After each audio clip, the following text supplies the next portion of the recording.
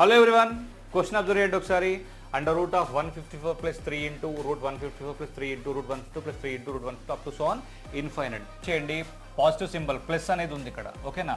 Next ఈ value కాకుండా next ఇక్కడ ఏముంది 3 అనేది ఉంది. సో ఇక్కడ ఈ 154ని రెండు సంఖ్యల లబ్ధము ప్రోడక్ట్ ఆఫ్ 2 నెంబర్స్గా రాద్దాము. వాటి మధ్య డిఫరెన్స్ 3 కంపల్సరీ ఉండాలి. అంటే ఇప్పుడు 154ని మనము 14 ఇంటూ 11గా రాయొచ్చు. అప్పుడు 14 మైనస్ 11 అవుతుంది, 3 అవుతుంది. గుర్తుపెట్టుకోండి. సో దీని ఆన్సర్ ఏంటంటే ఇక్కడ పాజిటివ్ సింబల్ ఉంది కాబట్టి ఖచ్చితంగా ఈ రెండిట్లో పెద్ద వాల్యూ ఆన్సర్ ఫస్ట్ ఆప్షన్.